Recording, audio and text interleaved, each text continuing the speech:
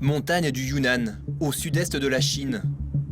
Un paysage extraordinaire, avec des pics rocheux de près de 800 mètres de haut. C'est dans cet endroit incroyable que se déroule l'une des manches de la Coupe du Monde de Wingsuit. Le sport le plus dangereux qui existe. Ces 16 fous d'adrénaline vont se jeter dans le vide. Vêtus d'une combinaison en forme d'aile, ils peuvent planer comme des oiseaux. Parmi eux, l'un des champions français de la discipline, Vincent Descols, se prépare pour son premier saut d'entraînement. Voilà, on a encore le sourire, mais on commence à se concentrer, tu vois. Il y a encore 2-3 conneries, un bon exutoire, ça, tu vois. Ça permet de évacuer la pression qui monte, tu vois.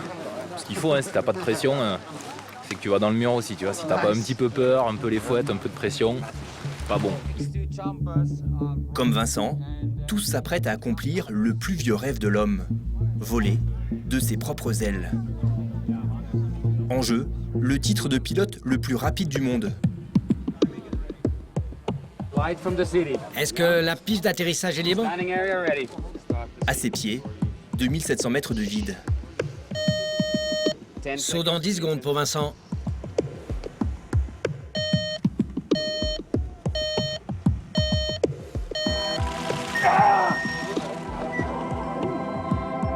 Plongée extrême, à plus de 200 km/h, avec ses hommes volants. Créé par des parachutistes il y a une dizaine d'années, le wingsuit est aujourd'hui un sport pratiqué par quelques milliers de casse-cou, dont une centaine de Français attirés par le vide et accros à la vitesse. Grâce à sa combinaison, le pilote peut littéralement planer sur une longue distance et frôler de près les falaises ou les gorges de montagne, comme sur ces images de Vincent prises dans les Alpes l'hiver dernier.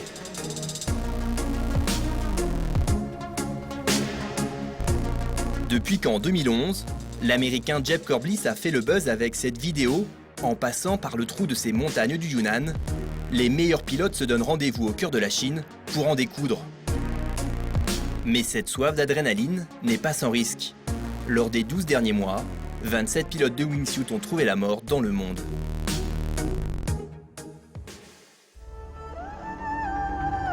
La plateforme de saut se trouve tout en haut de cette montagne. Pour atteindre le site, il faut parcourir un long chemin et d'abord emprunter ce téléphérique. Pour Vincent et ses compagnons, les choses sérieuses commencent ce matin. Pour se qualifier, il va devoir réaliser le meilleur chrono possible. Et nous, on va s'élancer de là. Voilà. Ce que redoutent Vincent et les autres pilotes, c'est le vent le long des falaises qui pourrait les projeter sur la paroi. Ils jettent donc quelques petites gouttes d'eau dans le vide pour déceler le courant d'air fatal. Parce que là, techniquement, on va sauter, mais on va quand même descendre quasiment à la verticale pendant au moins 100 mètres. Et du coup, on a envie de voir, tu vois, si par hasard, on n'est pas protégé ici. Et imagine 100 mètres en dessous, il y aurait un flux d'air particulier, tu vois. Les montagnes, c'est spécial, hein, tu vois, on est dans des endroits avec des très torturés, le relief est très torturé.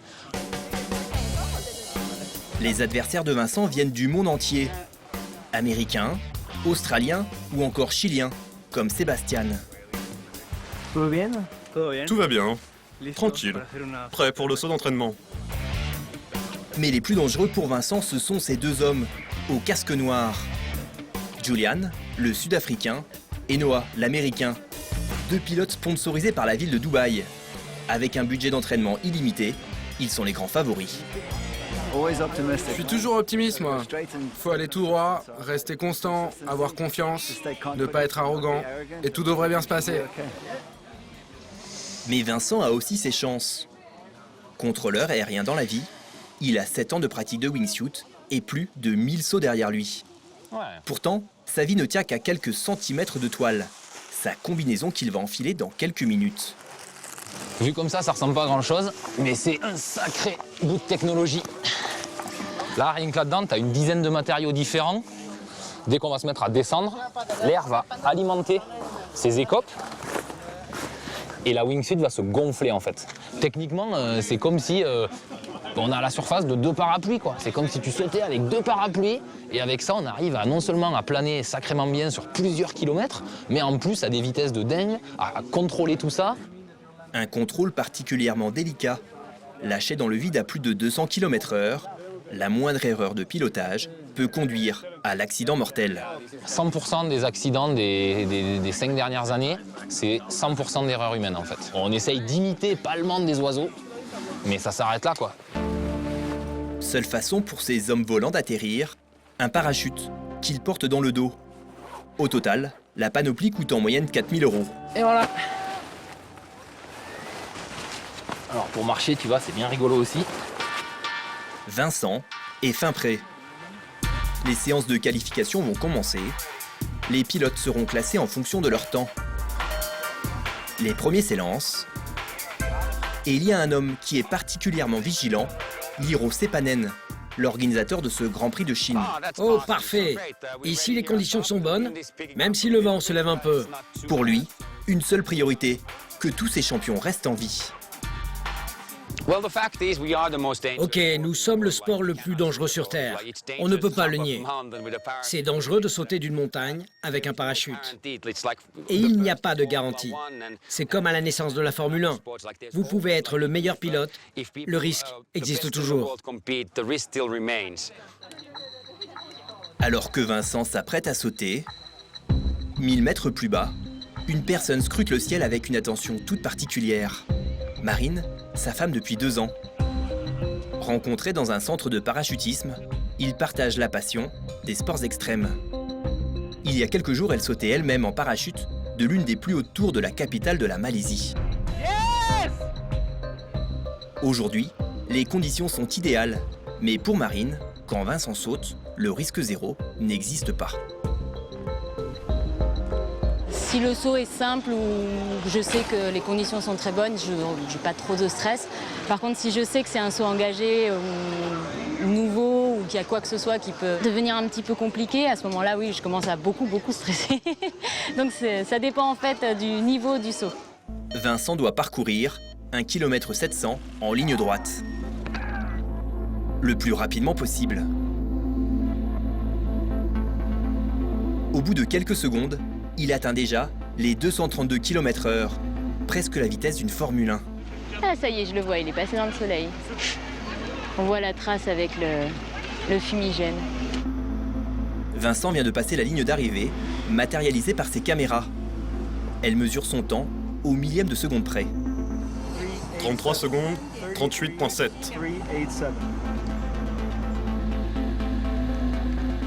Allez, pas trop bas. C'est pas mal. Moins de 35 secondes après avoir sauté, Vincent ouvre son parachute. Il vole encore à presque 190 km/h. Tant qu'il se fait pas mal. Et qu'il est content.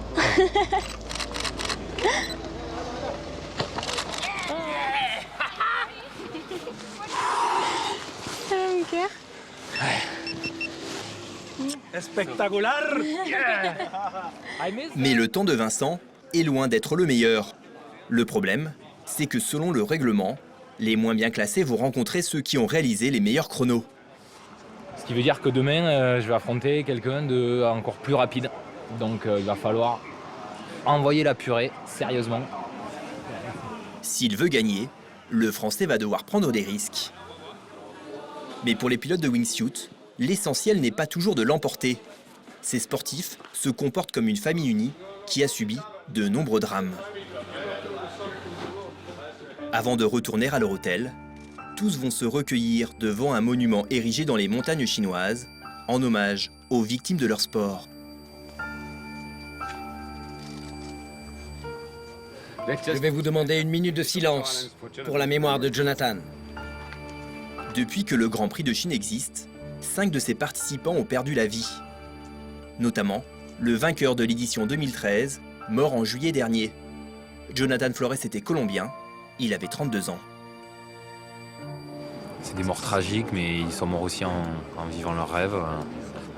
On essaye de faire en sorte de, justement, de tirer les leçons de ces accidents parce que justement on a perdu tellement d'amis. J'ai aussi des potes qui sont en fauteuil roulant et qui peuvent pas sauter et qui peuvent pas voler. C'est pas le plus important de finir premier à cette compétition, tu vois. Faut mieux rester en vie pour en profiter tous les jours. En attendant, pour Vincent, c'est demain que va se jouer ce championnat de Chine. Et à 8000 km de là, dans les Pyrénées-Orientales, ses parents croient dur comme fer en ses chances. Notamment son père, Raymond, qui n'a pas touché à la chambre de Vincent depuis son départ de la maison. La chambre de Vincent, on voit la passion, les avions, les hélicoptères, tout, il y en a partout, partout. Une fascination qui remonte à ses 10 ans. Même si Vincent n'est pas devenu pilote professionnel, sa passion du vol a été comblée avec la pratique du wingsuit. Les sensations en wingsuit sont peut-être même plus fortes que dans un avion où en définitive on est engoncé et tout. Là, il est libre, c'est lui qui vole, c'est pas l'avion qui vole, c'est lui. Avec sa femme Josette, ils l'ont toujours soutenu. Moi, je le vois voler, je rêve pour lui, enfin, je rêve à travers lui. Je me dis, mais ça doit être inouï ce qu'il vit, inouï. Et malgré la distance, ils attendent la course de Vincent avec impatience. J'ai toujours dit, prends du plaisir et puis voilà, c'est tout. Hein. Mais bon, on aimerait qu'ils soient dans les 8 premiers quand même. Allez, allez, allez. Ça Vincent demain, en espérant que... au moins il se qualifie, voilà. Voilà, ça serait bien. Ça serait bien, voilà.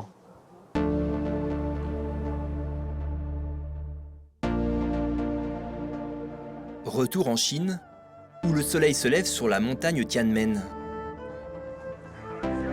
C'est le grand jour pour Vincent et les autres athlètes. En Chine, le wingsuit est devenu un sport très populaire.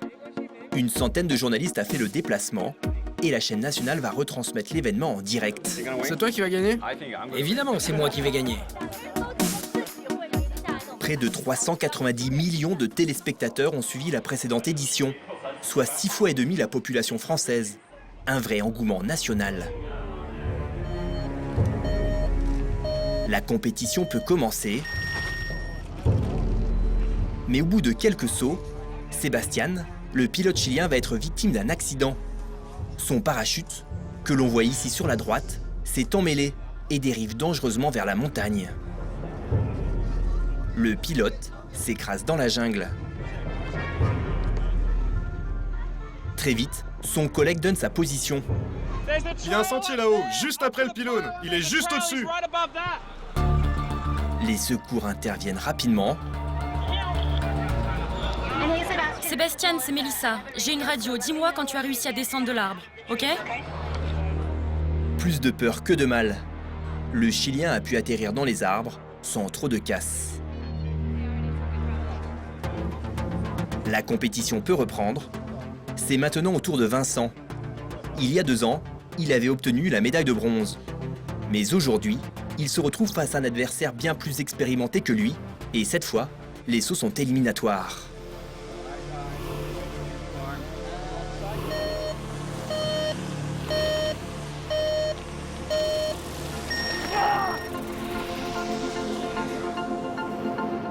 Dans ce duel, les 2 pilotes sont très proches tout au long de la course. Ils franchissent la ligne d'arrivée ensemble. Impossible de déterminer le vainqueur à l'œil nu. Ils ont beau être en plein vol, je suis en plein suspense.